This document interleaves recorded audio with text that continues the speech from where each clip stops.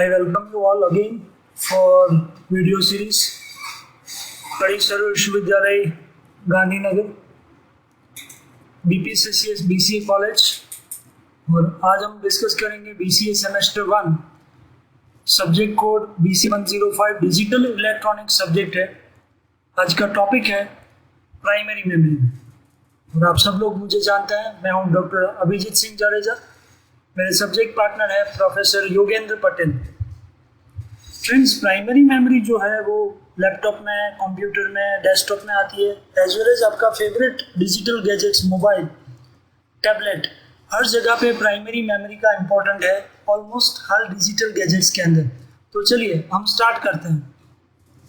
ये टॉपिक फ़ायदेमंद है बीटेक कंप्यूटर इंजीनियरिंग और इंफॉर्मेशन टेक्नोलॉजी के स्टूडेंट्स, डिप्लोमा इंजीनियरिंग के स्टूडेंट्स, बीएससी आईटी के स्टूडेंट्स, बीसीए स्टूडेंट्स जैसे कि आप लोग हैं, पीजीडीसीए।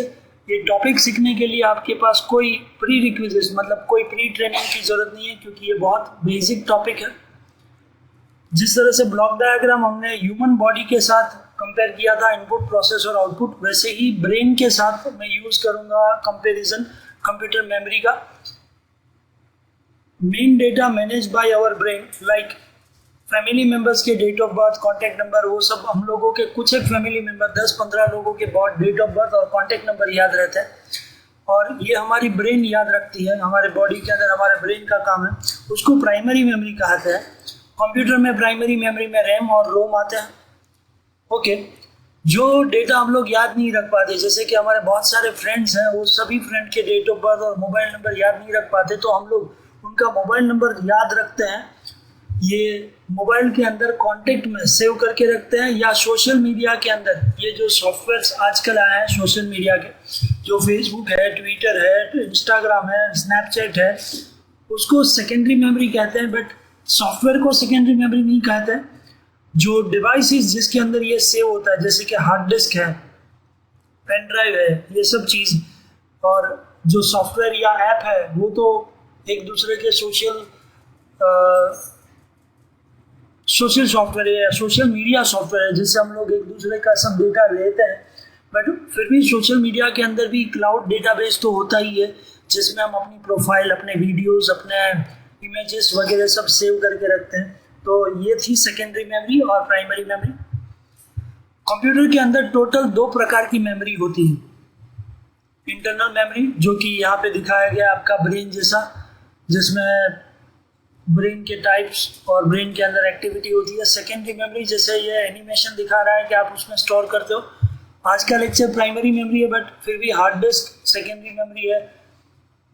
सॉलिड स्टेट ड्राइव या माइक्रो एसडी कार्ड, जो हमारे मोबाइल में हमारे नाखून जितना छोटा होता है, वो भी सेकेंडरी मेमोरी है। सीडी ड्राइव, डीवीडी ड्राइव या सीडी डीवीडी जो डिस्क आती है जिससे हम लोग डेटा स्टोर करते हैं, वो सेकेंडरी मेमोरी है। यूएसबी पेन ड्राइव को भी सेकेंडरी मेमोरी कहा जाता है। प्राइमरी मेमोरी में ROM, read only memory, and RAM, random access memory, या दोनों आते हैं। रैंडम एक्सेस मेमोरी जो है उसके अंदर 2 पार्ट है, स्टैटिक रैम और डायनेमिक रैम। जैसे कि बोला गया है, हाँ, रोम है वो नॉन वोलेटाइल है, मतलब कि यदि पावर कट हो जाता है, पावर ऑफ हो जाता है, या आप काम कर रहे हो और वो स्विच ऑफ हो चुका है, लैपटॉप, डेस्कटॉप या अपना मोबाइल, तो डेटा जाता नहीं है, इसलिए ये नॉन वोलेटाइल है। और रैम में जो काम कर रहे हैं और ये सडनली पावर चला जाता है, पावर कट ऑफ हो जाता है, या मोबाइल की बैटरी ऑफ हो जाती है, ये उसके अंदर का डेटा रिमूव हो जाता है, तो वो कहलाती है volatile memory. S RAM, static RAM और डायनेमिक रैम। जैसे कोई स्टैटिक होता है तो वो मतलब बहुत छोटा सोचता है, एक ही तरफ सोचता है, तो वो उतना पॉपुलर नहीं होता है, पॉजिटिव थिंकर नहीं माना जाता। डायनेमिक लोगों को, डायनेमिक थिंकिंग को पॉजिटिव थिंकिंग माना जाता है, इसीलिए डी रैम जो डायनेमिक रैम के अंदर है, उसके अंदर 3 सब टाइप है। Synchronize dynamic RAM, Rambus dynamic RAM, double data rate synchronous dynamic RAM, और आजकल उसकी जनरेशन है DDR1, DDR2, DDR3 और DDR4, मतलब कि DDR के अंदर 4th जनरेशन बहुत काम की है। आगे जाते हुए हम लोग फ्रेंड्स SD रैम और DD रैम, DDR रैम का डिफरेंस देखेंगे, क्योंकि ये SD रैम और DDR SD रैम का क्या फ़र्क है वो आगे डिफरेंस सर्किट डायग्राम से मैंने रिप्रेजेंट किया है। ये जो आपके सामने अभी अभी रैम, रोम और हार्ड डिस्क के टाइप्स हैं, उनके फुल फॉर्म है। आप आराम से देख सकते हैं, पढ़ सकते हैं, ध्यान से देख लीजिए। सभी के फुल फॉर्म ऑलमोस्ट आ चुके हैं। आगे जाते हुए रोम के टाइप्स, ईप्रोम, प्रोम और ईप्रोम के उदाहरण भी हम लेने वाले हैं। सो ये है एब्रीवेशन, जो आगे जो क्लासिफिकेशन टाइप्स दिखाया है उसके एब्रीवेशंस हैं। Static RAM, dynamic random access memory, synchronous dynamic random access memory, Rambus dynamic random access memory, और डीडीआर का मतलब ऑलरेडी मैंने बोला है, double data rate, dynamic synchronous dynamic random access memory. Hard disk होता है, एसडी कार्ड जो आप मोबाइल में छोटा सा नाखून जितना यूज करते हैं, जो आजकल 64 GB, 128 GB, 512 GB का भी आता है। तो आगे बढ़ते हैं। जो आपका डेटा प्राइमरी में सेव करे, जब कंप्यूटर के अंदर आप इंस्ट्रक्शन डालें तब वो रैम में जाए, और रैम है वोलेटाइल इसलिए है कि उसमें रहा डेटा पावर कट ऑफ होने के साथ वो उड़ जाता है।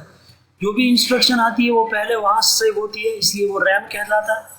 रोम, रीड ओनली मेमोरी, ये नॉन वोलेटाइल है। जब हम लोग कंप्यूटर या लैपटॉप स्टार्ट करते हैं तो जो प्रोसेस होती है उसको बूटिंग कहते हैं। जैसे कि आप बहुत सारे सॉफ्टवेयर यूज कर रहे हैं अपने मोबाइल में, अपने लैपटॉप में, अपने कंप्यूटर में, उसको ऑर्गेनाइज करना, उसको मैनेज करने का काम भी रोम, रीड ओनली मेमोरी करते हैं। और ये नॉन वोलेटाइल है, मतलब कि वोल्टेज चला जाता है, पावर चला जाता है, तो इससे कोई फर्क नहीं पड़ता है। ये सबसे बेस्ट होता है। आगे इसका डिटेलिंग देखेंगे। Computer can not store anything into the ROM. जो रोम मेमोरी होती है उसके अंदर कुछ डेटा स्टोर होने की संभावना ही नहीं है। हाँ, रैम में रहा डेटा को यदि आप सेकेंडरी स्टोरेज में, जहाँ मेरा कर्सर घूम रहा है देखिए, वहाँ स्टोर करना चाहते हो तो रोम आपको काम या हेल्प कर सकता है, वो डेटा को ट्रांसफर करता है। रैम और रोम का डिफरेंस, जैसे कि यहाँ एक व्यक्ति जो है जिसको जॉन स्टुअर्ट कहते हैं, वो अपने फ्रेंड्स को एक मैसेज टाइप कर रहे हैं। व्हाट्सएप ऐप है मोबाइल के अंदर और उनका बैटरी 1% था। सडनली वो बैटरी ऑफ हो गया। व्हाट्सएप अनइंस्टॉल नहीं होता है, बट जब वो हम लोग मैसेज में जाते हैं तो वो मैसेज रिकवर नहीं होता है, क्योंकि जो आप टाइप कर रहे थे वो रैम में स्टोर है। अब व्हाट्सएप का डेटा बैकअपिंग हो रहा है गूगल ड्राइव में या क्लाउड में, उसके लिए जो सिंक्रोनाइजेशन प्रोसेस होता है, जिसको हम लोग डेटा बैकअपिंग कहते हैं, अर्ली मॉर्निंग को या रात को आपके व्हाट्सएप का डेटा बैकअप हो रहा है, तो ये जो है हमने कभी बोला नहीं, but programmable read only memory के द्वारा, ये एक ऐसा प्रोग्राम है जो रीड ओनली मेमोरी में ऑटोमेटिक एग्जीक्यूट होता है और आपका डेटा बैकअप में चला जाता है। फेसबुक में आप कुछ काम कर रहे हो, पावर चला जाता है, तो फेसबुक कभी अनइंस्टॉल नहीं होता है। यहाँ पे आपका एग्जांपल के साथ समझाए। रैम और रोम का डिफरेंस देख लीजिए। Temporary storage of data, permanent storage of data होता है रोम में।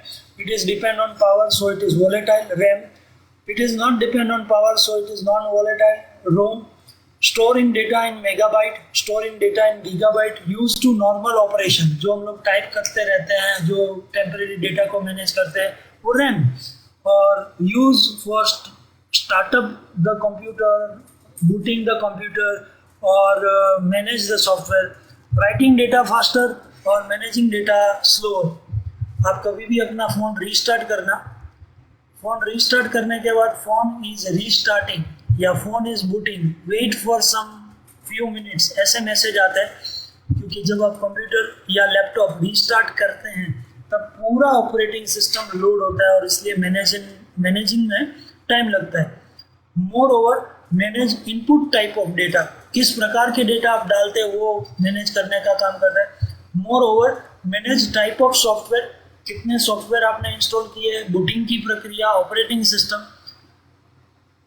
यदि रैम के टाइप देखा जाए तो S RAM, D RAM, R D RAM, S D RAM, D D are RAM, वो आगे हमने ऑलरेडी क्लासिफिकेशन में देखा। यदि रोम के टाइप देखा जाए तो प्रोम, ई प्रोम और ई प्रोम। रोम को हम लोग आगे लेने वाले हैं डिटेल में। पहले मैंने बताया था वैसे एस डी रैम से D D R S D RAM क्यों अच्छा है। Synchronous dynamic random access memory में जैसे यहाँ पे ये मिनियंस या कार्टून्स, ये इनपुट प्रकार के वेरियस टाइप ऑफ डेटा है, जब वो अपने हिसाब से भागा भागी करेंगे या दौड़ा दौड़ी करेंगे तो हर एक डेटा को सर्विस नहीं मिलेगी। हर एक डेटा के ऊपर प्रोसेस प्रॉपरली कंट्रोलेबल प्रोसेस नहीं होगी और कुछ एक डेटा फास्ट एग्जीक्यूट होंगे, कुछ एक लो एग्जीक्यूट होंगे, कोई एक डेटा नष्ट भी हो जाएंगे क्योंकि इतनी धक्का मुक्की होगी अनऑर्गेनाइज वे में, तो आप देख सकते हैं कि डेटा लॉस होने के चांसेस है। 9 बिट का डेटा आया, 8 बिट्स पे 1 बाइट होता है, आप जानते हैं। 9 बिट का डेटा एक्सेप्ट हुआ, रीड और राइट दोनों प्रक्रिया हो रही है। चिप सिलेक्शन लाइन मतलब पहले डेटा रैम की चिप में आएगा और रैम की आगे की जो चिप में आएगी जिसको हम लोग बसेस कहेंगे, उसमें से डेटा यहाँ आएगा। 512 मल्टीप्लाई 8 इंटू 8 वाली रैम है, आउटपुट भी 8 बिट है। अब आप DDR SD रैम देख लीजिए, बहुत सारे प्रकार के डेटा, ये जो आप देख रहे हैं बहुत सारे कस्टमर या कंज्यूमर्स खड़े हैं, वो अलग अलग प्रकार के डेटा है। और ये जो भाई साहब खड़े हैं जिसको हम लोग सिक्योरिटी गार्ड कहते हैं या अनाउंसर कह रहे हैं, वो जैसे जैसे बोलते जाते हैं ये सब लोगों को सर्विस मिलने वाली है, हेल्प डेस्क पे जाके उनको अपना सॉल्यूशन मिलने वाला है। तो इसमें ऑर्गेनाइज वे पे डेटा आता है, इसलिए डेटा लॉस होने का चांसेस बिल्कुल नहीं। ये डेटा को प्रॉपरली ऑर्गेनाइज वे में भेजता है और ऑर्गेनाइज वे में निकालता है। आप एयरपोर्ट गए तो एयरपोर्ट के अंदर जिस तरह से भीड़ होती है, पहले आपके पासपोर्ट और उसके बाद आपके फ्लाइट का नंबर्स, आपकी बुकिंग टिकट, फिर बोर्डिंग पास, और बोर्डिंग पास के द्वारा फिर आपका जो सामान होता है उसका स्कैनिंग वगैरह होता है। एक प्रॉपर वे से ये काम हो रहा है, इसलिए यहाँ पे मैं ये कहूँगा कि यहाँ डायरेक्ट कंट्रोल बस होने के साथ डेटा प्रॉपर सीक्वेंस में आ गया रहा। जैसे यहाँ पे एनिमेशन में बहुत सारे पैसेंजर है, बट ये पैसेंजर आके अपना वेरिफिकेशन दे रहे हैं, उसके हिसाब से कंप्यूटर में ये चेक हो रहा है और चेक होने के बाद ये 1 बाय 1 सर्विस को बाहर भेजता है।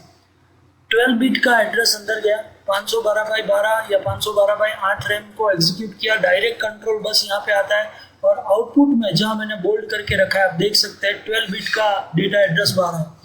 आजकल जो कंप्यूटर आ रहे हैं फ्रेंड्स वो 32 बिट और 64 बिट के हैं।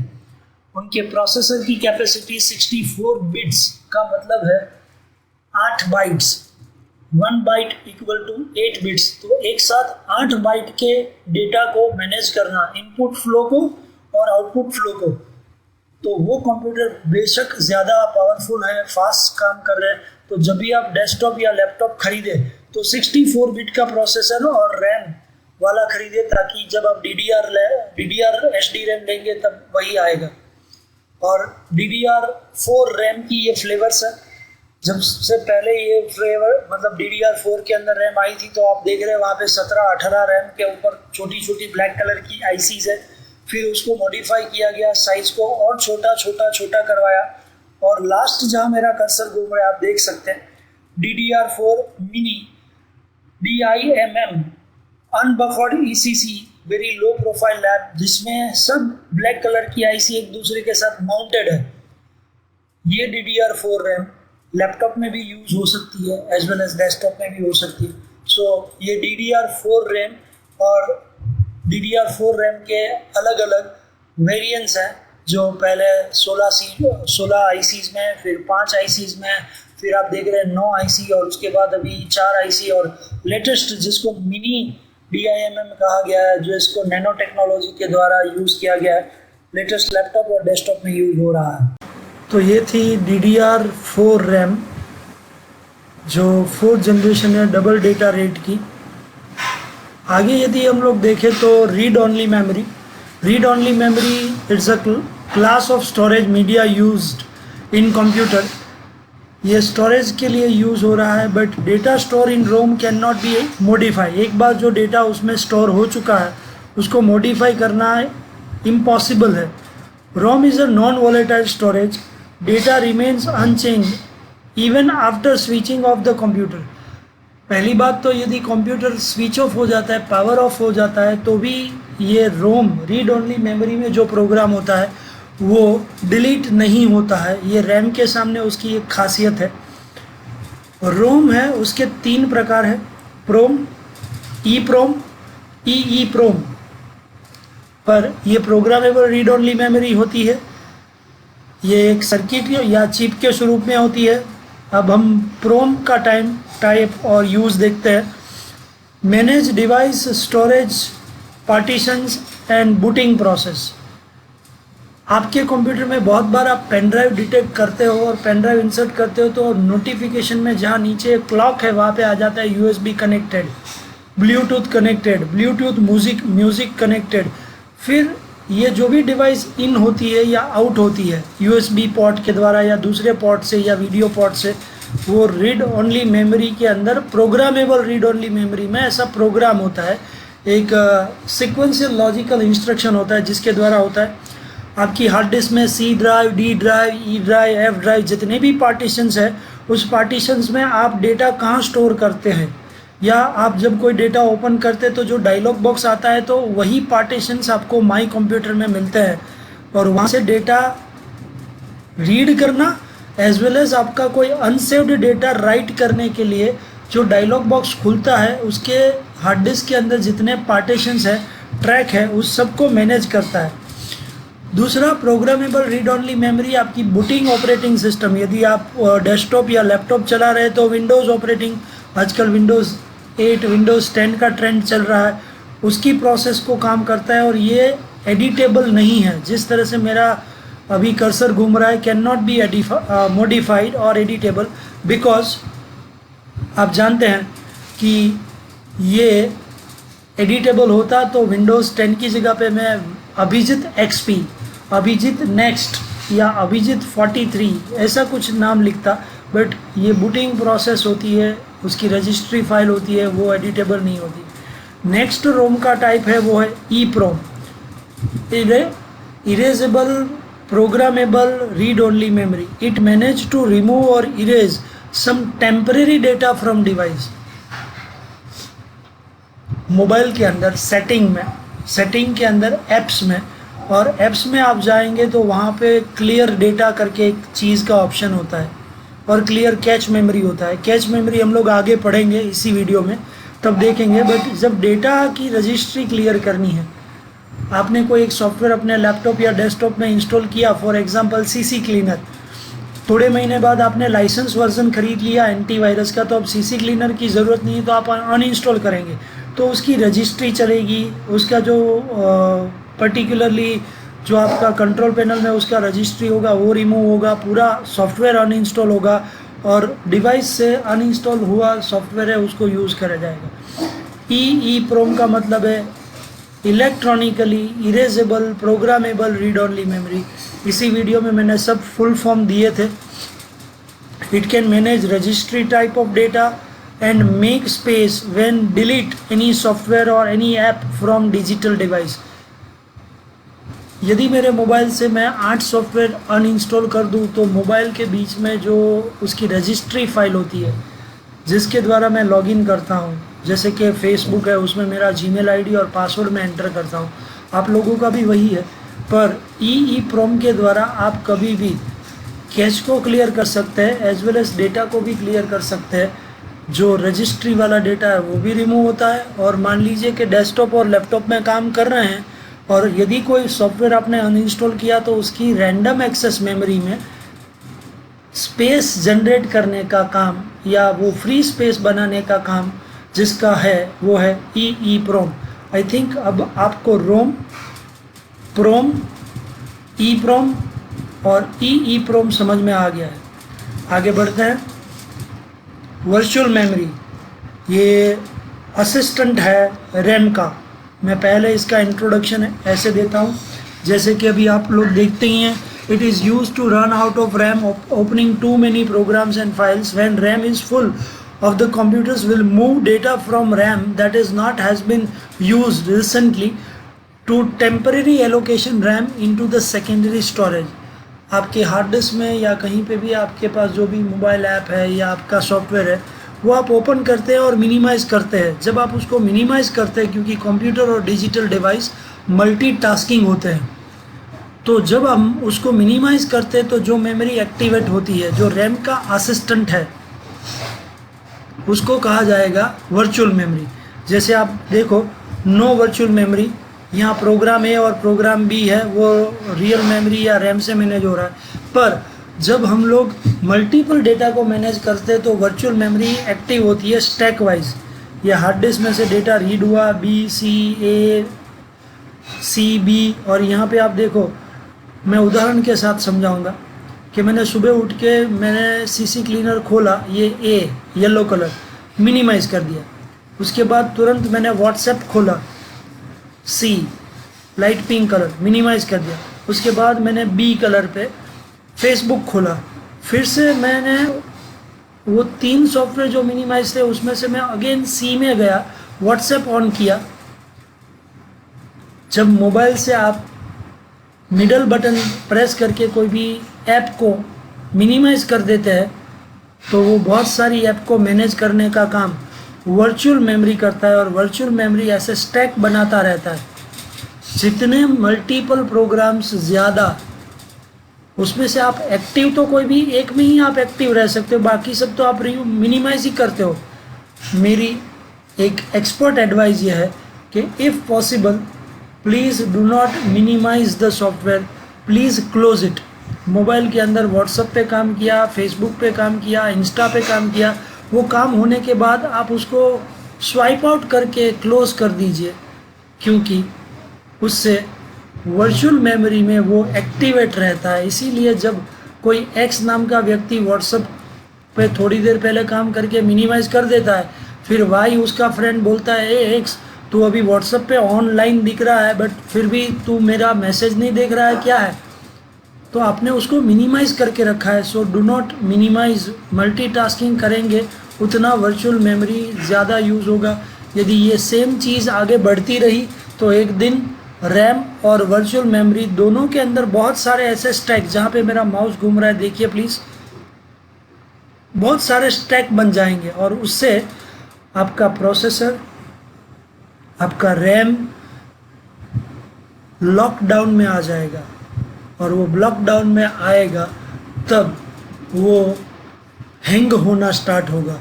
जब वो हैंग हो जाएगा तो आप ये बोलेंगे मेरा फ़ोन बिगड़ गया, मेरा डेस्कटॉप बिगड़ गया, मेरा लैपटॉप बिगड़ गया। बट हम कोई भी चीज़ को स्टैंडर्ड ऑपरेशन फॉर्मेट से या स्टैंडर्ड ऑर्गेनाइज प्रोसेस SOP से यदि यूज़ करेंगे तो कोई भी डिवाइस लंबे टाइम तक अच्छी रहेगी। सो हो सके तो मल्टीटास्किंग मत कीजिए, मिनिमाइज़ उसी को कीजिए जिसको आप रिसेंटली यूज़ करने वाले हैं। इससे वर्चुअल मेमोरी फ्री रहेगी तो रैम फ्री रहेगा, रैम फ्री रहेगा तो मोबाइल का प्रोसेसिंग फास्ट रहेगा, मोबाइल का प्रोसेसिंग फास्ट रहेगा तो उसका प्रोसेसर क्लियर रहेगा, प्रोसेसर क्लियर रहेगा तो वो लॉन्ग टाइम चलेगा। मोबाइल 24 मंथ्स या 36 मंथ तक भी चल सकता है। अब आ रही है कैच मेमोरी। प्रोसेसर का असिस्टेंट बोलूँगा। ये जो वर्चुअल मेमोरी थी वो रैंडम एक्सेस मेमोरी का असिस्टेंट है, और जो कैच मेमोरी है वो प्रोसेसर का असिस्टेंट है। इसी के साथ मैं आप लोगों को थोड़ा बहुत समझाऊंगा। The cache memory is very high speed and expensive pieces of memory which is used to speed up the memory retrieval process. Due to the highest cost, the CPU comes with the relatively small amount of a cache compared with the main memory. Catch memory है वो processor के assistant के साथ जो भी data आप insert करते हैं वो पहले रैम में आता है। उस डेटा को जल्दी से एग्जीक्यूशन में लाने के लिए जो मेमोरी है उसको कैच मेमोरी कहा जाता है। कैच मेमोरी, बफर मेमोरी, ये जो आप सर्किट देख रहे हैं, एक छोटी वाली जहाँ मेरा कर्सर घूम रहा है, दो है वो बड़ी वाली। ये ऑलवेज प्रोसेसर जो होता है, माइक्रो प्रोसेसर जहाँ होता है उसके बाजू में इसका स्लॉट होता है और ये उसके लिए हेल्पफुल है। कैच मेमोरी का काम होता है टेम्परेरी डेटा का लॉग फाइल बनाना। आप अगेन मैं रिपीट करूँगा, मोबाइल में सेटिंग में ऐप्स में फेसबुक में जाएंगे तो कैच मेमोरी होगा। Remove data. रिमूव कैच का मतलब है आपने फेसबुक आज कितनी बार खोला, कौन से दिन कौन से टाइम पे खोला और उसमें आपने किस प्रकार का डेटा डाउनलोड किया या भेजा। जैसे कि मुझे कोई एक मेरा फ्रेंड है और मेरे फ्रेंड है प्रोफेसर योगेंद्र पटेल, उनका फेसबुक से मुझे उनके बर्थडे का पिक्स अच्छा लगा, मैं डाउनलोड कर रहा हूँ, वो कैच मेमोरी के अंदर पहले आएगा। मैं मेरे सन युगवीर सिंह जाडेजा का वीडियो अपलोड कर रहा हूँ बर्थ डेट का, तो वो कैच मेमोरी के द्वारा अपलोड होगा। और वो कैच फाइल मैंने कितनी बार फेसबुक खोला, उसमें किस प्रोफाइल में मैं गया, किसको मैंने क्या लिखा, क्या मैसेज किया, कैसा स्टिकर भेजा, कौन सा फ़ोटो डाउनलोड किया, कौन सा फ़ोटो या वीडियो अपलोड किया, ये सब चीज़ का नियमन, जो आवन जावन प्रक्रिया है जिसको हम लोग एक्सेसिंग कहते हैं, डेटा लेना और डेटा देना, ये सब मेमोरी से मैंने जोड़ा है। उस मेमोरी का नाम है कैच मेमोरी। बहुत ही महंगी, प्रोसेसर का असिस्टेंट और कैच मेमोरी को आगे जाते हुए मैं ग्राफिक्स कार्ड से भी कंपेयर करूँगा। आपको मालूम है बहुत बार कैच मेमोरी की वैल्यू आपको अभी नहीं मालूम होगी, बट आपने एक बहुत अच्छी प्यारी सी मूवी है जिसका नाम है गोलमाल रिटर्न, जिसमें अजय देवगन, अरशद वारसी, परिणीति चोपड़ा वगैरह है, और उसमें ऊटी में सीन शूट हुए हैं। मैं बहुत बार ऊटी गया हूँ क्योंकि हिल स्टेशन मेरा फेवरेट है, और आप भी गए होंगे। उस मूवी में जिस तरह से पेड़ है, अमेरिकन लॉन है, ग्रीन ग्रास है, ऐसे नियॉन कलर की ग्रीन कभी नहीं दिखती। तो एक बार मूवी शूट हो जाने के बाद यदि उसमें कलर एडिटिंग करना है तो जिस कंप्यूटर की कैच मेमोरी पावरफुल हो उसी में ये काम होता है, क्योंकि ये वीडियो एडिटिंग की रेंडरिंग प्रोसेस कहते हैं। और रेंडरिंग के लिए आपके पास cache memory 22, 8 GB, 16 GB, 24 GB, ऐसी जितना हाई स्पीड कैच मेमोरी होगा उतना वीडियो एडिटिंग फास्ट होगा। यदि मूवीज़ की बात ही चली है, आप लोगों को मालूम है बाहुबली करके एक मूवी आया, बहुत हिट रहा। उसमें ग्रीन पर्दा रख के उसमें VFX इफेक्ट, जिसको क्रोम की टेक्नोलॉजी कहते हैं वीडियो एडिटिंग में, उसका सहारा लिया गया और बहुत सारा काम ग्रीन पर्दे से हुआ। हॉलीवुड की मूवी जैसे कि transformer, Avenger, captain America, star Wars, ये सब मूवी इसी टेक्नोलॉजी से बनी है। बाहुबली मूवी के अंदर भल्लाल देव करके विलन का जो कैरेक्टर है, उसकी बुल फाइट आपको याद है? यस, वो ओरिजिनल नहीं है, कंप्यूटराइज बुल की फाइट विलन से हो रही है, बट जब हम मूवी पे देखते हैं तो हमको ओरिजिनल ही दिखता है। तो जो भी वीडियो एडिटिंग का करेक्शन, साउंड के रिकॉर्डिंग स्टूडियो में भी कैच मेमोरी हाई हो, ऐसे कंप्यूटर को प्रीफर किया जाता है। एनिमेशन में, VFX इफेक्ट में, स्पेशल मूवीज़ में, मूवीज़ के कलर करेक्शन में, ये सब जगह पे कैच मेमोरी आती है। और आगे जाते हुए कैच मेमोरी है वो ग्राफिक्स कार्ड के साथ काम करती है। आजकल लैपटॉप में 1 GB graphics card, 2 GB graphics card, AMD graphics, radon graphics, Intel graphics, ये जो ग्राफिक कार्ड्स आए हैं उससे आप ये सब काम बहुत सहूलियत से कर सकेंगे, बहुत आराम से कर सकेंगे, जिससे कैच मेमोरी और प्रोसेसर डिस्टर्ब नहीं होंगे। So the idea of introducing catch is that this the extremely fast memory would store the data is frequently accessed, and if the possible the data that can around it. This is to achieve that quickest possible response time to CPU. Random access memory से भी fast data का response CPU को यदि कोई देता है तो catch memory है। स्पेशल प्रकार के डेटा को क्लासिफिकेशन करके प्रोसेस में लाता है तो वो है कैच मेमोरी। आगे बढ़ते हैं। आई थिंक कैच मेमोरी में क्लियर हो चुके हैं। रैम, रोम, कैच मेमोरी और वर्चुअल मेमोरी रियल पिक्चर्स के साथ आपके सामने रजू कर रहा हूँ, और ये अब हमारे वीडियो का एंड है। Booting process read only memory में।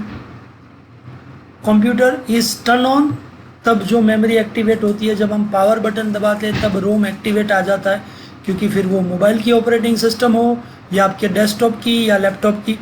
इट इज़ नॉन वॉलेटाइल, मतलब कि यदि पावर कट हो जाता है, मोबाइल की बैटरी पूरी हो जाती है तो इसमें कोई दिक्कत नहीं आती है। ये है non volatile memory. Power cut होने के बाद भी इसका डेटा जाता नहीं है। Usually quite small in capacity, जैसे कि आप देख रहे हैं रोम है वो मदरबोर्ड में ऐसे लगभग 16 32 के पिंस इसके साथ कनेक्टेड होते हैं, और मदरबोर्ड के साथ प्री डिफाइंड कनेक्टेड ही आती है, वो है रोम। और रोम के तीनों टाइप हमने देखा, प्रोम, ई प्रोम और ई प्रोम। रैम, यस, ये जो मेरा कर्सर घूम रहा है वो रैम है। जितना रैम ज़्यादा उतना प्रोसेसिंग और क्लासिफिकेशन सबसे ज़्यादा। जब हम लोग इनपुट से कोई डेटा डालते हैं तो सबसे पहले कहीं पे आता है, वो होता है RAM. Holds data on the programmes that have running. जो प्रोग्राम अभी चालू है उसको होल्ड करके रखता है। It is a volatile, so when power of it loss the data. मतलब कि आप कुछ टाइप कर रहे हैं, कुछ इंस्ट्रक्शन दे रहे हैं और फटाक से लाइट चली गई या आपके मोबाइल की बैटरी ज़ीरो हो गई, तो रैम में जो डेटा होता है वो वाइप आउट हो जाता है, वो डिलीट हो जाता है। मिनिमम 4 GB का स्टैंडर्ड लैपटॉप है, बट आजकल 8 GB का लैपटॉप आने लगा है।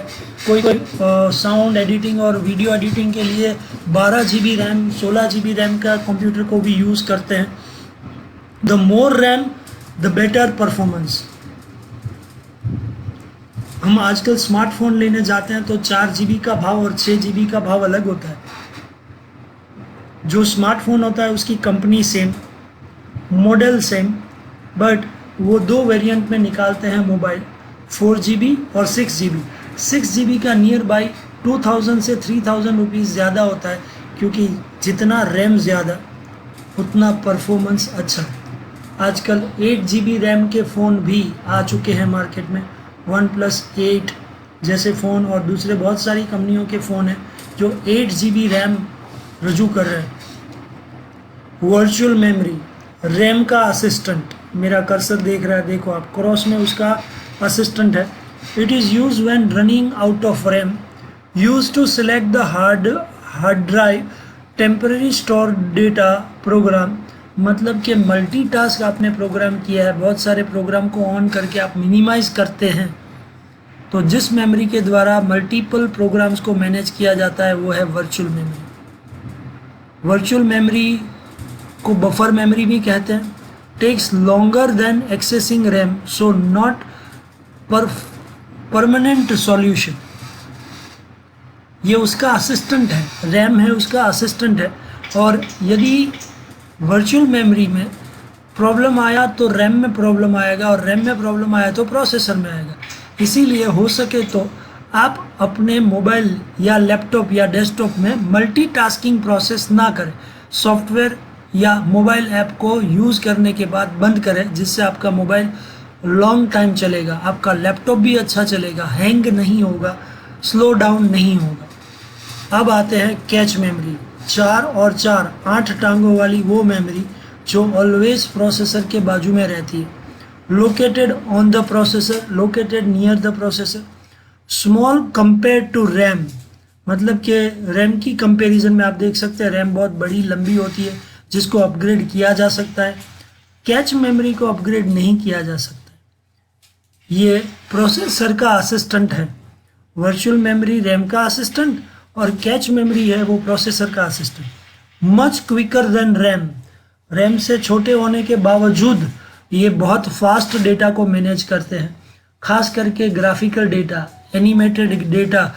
यदि साउंड का डेटा, वीडियो एडिटिंग का डेटा की बात करें तो cache memory is working tremendously, most importantly. So cache memory input में स्पेशल प्रकार के डेटा को ऑर्गेनाइज करते हैं, डेटा को फास्ट करते हैं, और प्रोसेसर का असिस्टेंट होने के कारण ये बहुत महंगे और एक्सपेंसिव आती है ये memory. Use to hold the data that is use a lot. मतलब कि कैच मेमोरी आप कितनी बार कौन सा डेटा यूज़ कर रहे हैं उसका लॉग फाइल बनाते हैं। जैसे आपके फ्लैट या आपके बंगलों के अंदर बाहर एक चौकीदार होता है, वो एक मस्टर लेके बैठा है जिसमें लिखा जाता है कौन आया मिलने के लिए, किसको आया मिलने के लिए, जो मिलने आया है उसकी गाड़ी का number, in time out time. जिस तरह से वो सिक्योरिटी गार्ड आने जाने वाले व्यक्ति का या विजिटर का लॉग बनाता है, मस्टर बनाता है, रजिस्टर बनाता है, वैसे ही कैच मेमोरी ये सब डेटा को स्टोर करते रहते हैं। मोबाइल में जाके, ऐप्स में जाके, सेटिंग में ऐप्स होंगे और उसमें हो सके तो कैच मेमोरी 1 वीक में एक बार क्लियर करने का रखो। यदि ये आप क्लियर करोगे तो मोबाइल में बहुत अच्छी तरह से प्रोसेसर, रैम सब अच्छा काम करेंगे, और वो अच्छा काम करेंगे तो वो आपका डिजिटल डिवाइस लंबा चलेगा। कंट्रोल यूनिट या प्राइमरी यूनिट में ये लास्ट स्लाइड हम लोग डिस्कस करेंगे। RAM, virtual memory, cache memory, ROM, और ये चारों जिस जगह पे फिट होते हैं उसको कहते हैं मदरबोर्ड। ये जो ग्रीन कलर का है जहाँ मेरा कर्सर घूम रहा है आप देख रहे हैं, उसको मदरबोर्ड कहते हैं। रैम और रोम प्राइमरी मेमोरी में आते हैं, बट वर्चुअल मेमोरी और कैच मेमोरी डेटा आवागमन की प्रक्रिया को नियमित करते हैं, नियमन करते हैं। डेटा लेना और देना दोनों की प्रक्रिया को नियमन कर रहे हैं, इसलिए उसको कहा जाता है कंट्रोल यूनिट। वैसे तो रैम, रोम प्राइमरी मेमोरी के दोनों के पार्ट है, वर्चुअल मेमोरी और कैच मेमोरी सभी को कंट्रोल यूनिट कहा जाता है, बट वर्चुअल मेमोरी और कैच मेमोरी को कंट्रोल यूनिट खास कहा जाता है। कैच मेमोरी आगे जाते हुए ग्राफिक्स कार्ड को सपोर्ट करती है। यदि आप कोई हाई एंड गेम खेलते हैं, PUBG, call on duty, Prince of Persia, या कोई भी जो आप डिजिटल गैजेट्स के साथ या VFX या PS2 या PS3 के अंदर जो गेम्स आती हैं, वो एक्सट्रीमली हाई एंड ग्राफिक्स की यूज़ होता है। इसलिए कैच मेमोरी पे लोड ना आए, इसलिए रैम के साथ 2 GB का ग्राफिक कार्ड डेडिकेटेड आ जाता है, तो कैच मेमोरी पे लोड कम रहेगा। वो लोड कम रहेगा तो प्रोसेसर और कैच मेमोरी फ्री रहेंगे। यदि प्रोसेसर और कैच मेमोरी फ्री रहे तो लैपटॉप लॉन्ग टाइम तक अच्छा रहेगा, हैंग होने का चांस ही नहीं है। ये पूरा सेशन देखने के बाद अब टाइम है सेल्फ लर्निंग असाइनमेंट या self learning assessment. Full form मैंने इस वीडियो में समझाया है। प्राइमरी मेमोरी कैसे काम करती है वो हमारे वर्ड्स में लिखना है। रैम और रोम का डिफरेंस इसी वीडियो में बताया है। SD रैम और DDR SD रैम का सर्किट डायग्राम और उसका आउटपुट इसी में बताया है। रोम और रोम का मेन काम क्या है, प्रोम का काम क्या है, EEPROM का क्या है, EEPROM का क्या है, ऑलरेडी समझाया है। शॉर्ट एक्सप्लेन शॉर्ट नोट या शॉर्ट में आप बताइए वर्चुअल मेमोरी और कैच मेमोरी। वर्चुअल मेमोरी जो है वो रैम का असिस्टेंट है, कैच मेमोरी है वो प्रोसेसर के बाजू में है, इसलिए प्रोसेसर का असिस्टेंट है। बाकी सब तो समझाया ही है। Comparison of RAM and cache memory जो अभी मैंने टॉपिक पूरा किया। What are the main component of control unit in desktop. Virtual memory और cache memory, virtual memory and cache memory are main component, but RAM और ROM को भी control unit में लिया जाता है। लास्ट 2 क्वेश्चन है वो आपको अपने वर्ड में लिखना है। Right in your word difference between internal memory and secondary memory. Internal memory, primary memory और सेकेंडरी मेमोरी, इंटरनल मेमोरी और एक्सटर्नल मेमोरी को डिफरेंस बताना है। Right your on words. We input the data from input device of PC, how it works and manage in CPU। जब हम लोग keyboard, mouse, joysticks, scanner से data computer को देते हैं तो वो CPU मतलब के सेंट्रल प्रोसेसिंग यूनिट में जाता कैसे है, वहाँ पहले किससे मिलता है, फिर डेटा कहाँ ट्रैवल करता है, फिर डेटा कहाँ पहुँचता है, फिर डेटा के साथ कौन सी प्रोसेस होकर आउटपुट में जाता है। तो हर एक process line, process flow line के साथ आप समझाते हैं तो बहुत बढ़िया है।